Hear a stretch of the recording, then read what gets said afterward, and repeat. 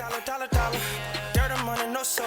Had to go and get it, ain't no time to kick it. Got a stack of flip for my foes. Dollar. Please tell me you can hear me. Don't turn your back and don't neglect me. Just let me know if you need me. Dollar. Let me watch out for my partners. Keep my money long, get my team strong. Let me run away from my problems. Yup, what's good, original crew? It's your boy DJ New Kid, your girl. Cher Nicole. Back with more casual. We got one mistake, and this chimp lost it all. Hey, y'all love him, so we got him.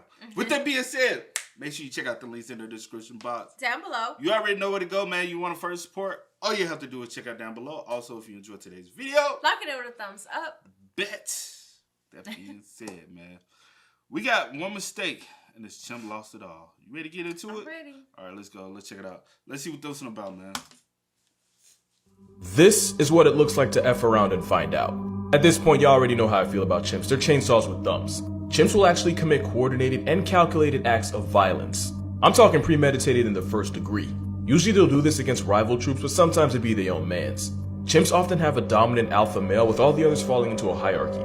This was an alpha male named P-Mew, and long story short, P-Mew was a bully.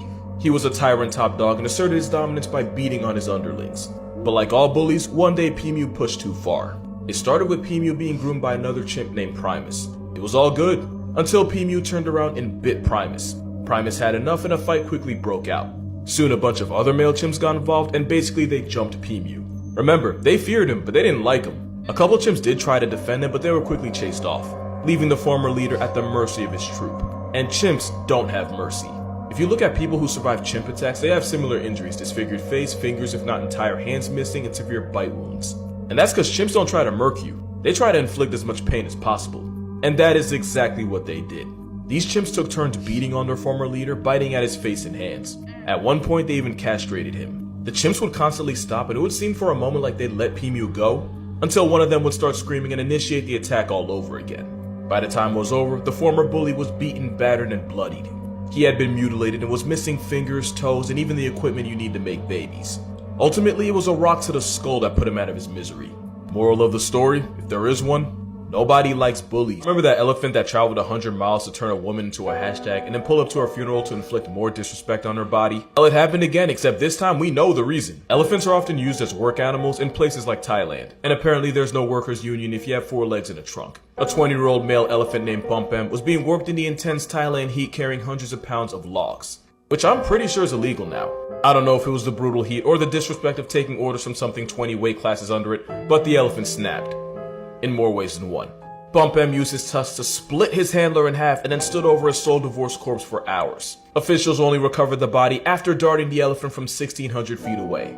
But by then, the man was well beyond past tense in a pool of his own Kool-Aid. Look, I love elephants, but even I know the heaviest thing on the planet with legs and a pulse isn't something you want to give a reason. Cause an elephant not finna file a labor dispute. They're just gonna make sure the next time your family sees you is in a box. And the more elephants get abused, the more people mess around and make the news. What the hell? Why we have... Oh my god. Bro, I don't know why people be playing with elephants anyway. With something that big, weigh that much, and your little ass. And they said their memory is like excellent, so yeah, bro. They don't forget a thing. But I don't know why people, and I don't understand why people get like chimps and stuff for pets. Pets and stuff. Don't make a goddamn sense, bro. I don't care how domestically you try to train him to be. One little snap of the IQ, that you are that man's food, and he don't stop eating. You know what I'm saying?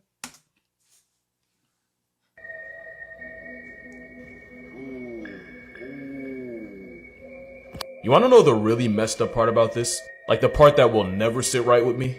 What you're looking at right now? Yeah, that's the nerfed version. Ladies and gentlemen, meet Megalania. SparkNote's version, everything a Komodo is, on steroids.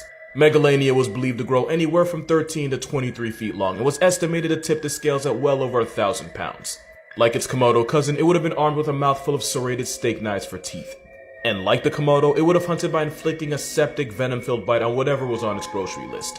And as an apex predator, that could be anything. Even if you somehow managed to escape the first attack, you'd still likely fall to a slow and painful infection. Not to mention the venom likely contained anticoagulants. which would have nerfed blood clotting, meaning you'd slowly bleed out until your blood pressure got so low you'd go into shock. All while this leather bloodhound used its OP sense of smell to track you no matter how far you crawled. That sense of smell is actually why women on their period are strongly advised to stay out of the Komodo's territory. Otherwise, you run the risk of getting stalked by this all-terrain land shark. Megalania went extinct about 40,000 years ago, and we can pretty much thank divine intervention for that. I almost forgot the fun part. Since Komodos have been known to dig out people's graves and eat the bodies inside, Megalania more than likely would have had a taste for humans. That's the concept. A lot of people, when they be arguing the fact that dinosaurs was really a thing or not, they be like, so where were humans and cavemen? Could they even live amongst dinosaurs? You know what I'm saying? With them being so massive and big. And like, I'd be liking to hear the debate. I don't get my point because I haven't done enough research myself. But they be like, if an asteroid landed on Earth and killed all the dinosaurs, how did any life form survive? Mm-hmm. And so if that was the case, where did the human life form come from? So that'd be the topic of conversation. That's the people's argument. Yeah, I ain't saying my... Yeah. You sound like she coming for y'all, not me. Yeah.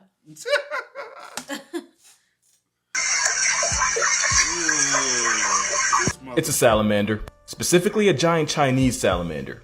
The biggest ones can be over 100 pounds and max out at about 4 feet. The biggest one ever recorded was about 6 feet long. I'm not even 6 feet long unless I'm lying to somebody. In China, it's also sometimes called the baby fish, and that's because it can make a sound almost identical to that of a crying baby.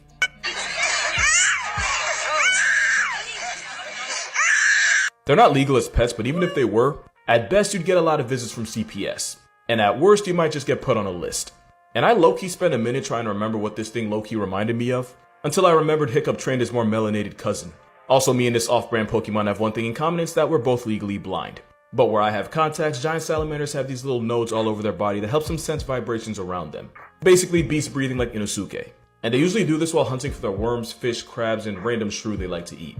They'll also resort to cannibalism, but because they're blind, we'll never know if it's on purpose. Also, they can live to 60 years old, but there have been some stories of salamanders reaching 200. It's probably capped, but if it isn't, that means they were alive for slavery and chose to do nothing. Maybe that's why they're always crying. Let's talk about the fact that there was a special breed of jacked steroid lions living in Africa. Well, kinda.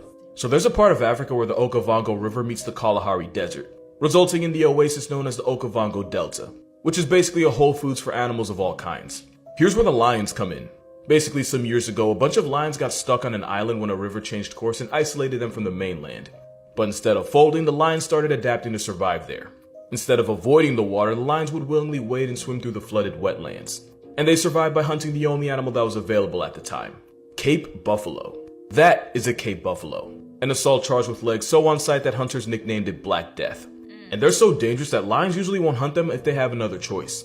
These lions had no choice, so they became buffalo hunters. Instead of hunting at night like lions usually do, these lions would go grocery shopping during the day while the buffalo would stop to graze and drink. These lions would swim and hide in the waters at the right spot and then pretty much just jump them. And since buffalo can weigh well over 1,000 pounds, the better they got at hunting them, the more the lions got to eat. All that extra protein meant these lions got swole. And lions are pretty jacked to begin with. The average male lion usually weighs anywhere from 300 to 500 pounds, while females are slightly smaller at like mid 200s to mid. You see that cut, dog? That cut is a motherfucker, bro. Damn. Jacket legs. Lion usually weighs anywhere from 300 to 500 pounds, while females are slightly smaller at like mid 200s to mid 300s. Well, according to researchers, the lionesses in the Okavango could flex nearly 400 pounds, while the males allegedly tapped out at well over 500. That is a big cat. At the time, some would even say the biggest cats in all of Africa. SparkNote's version, there were basically lions with SEAL training specialized in murking 1,200-pound temper tantrums for a living, all while staying natty.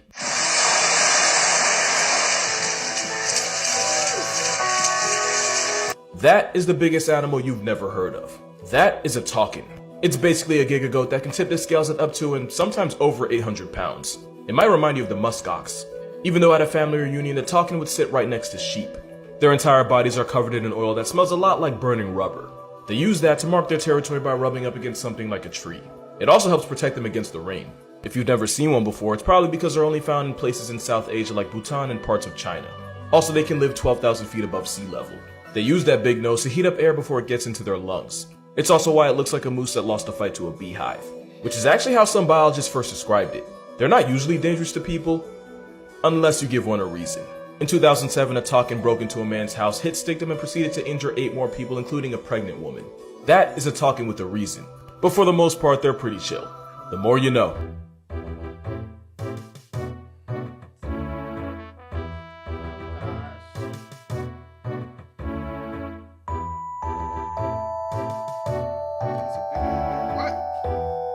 Hey, y'all be so dumb and just want to sit there and record it. If I see a bear laying there, I'm like, let's back the fuck up. Let's back the fuck up now. I'm going to record you. Let's back the fuck up now. I'm going to keep my distance. I'm like, I don't want no problem with y'all. But you said I ain't trying to give you no. Then when that motherfucker, shoot, go. Be like, bro, you had all the opportunity to evacuate the scene. Facts. Eating it. What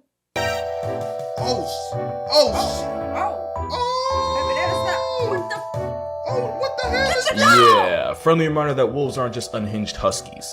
They are much, much, much bigger than you think. As big as you think they are, they will find a way to be bigger. This is a husky.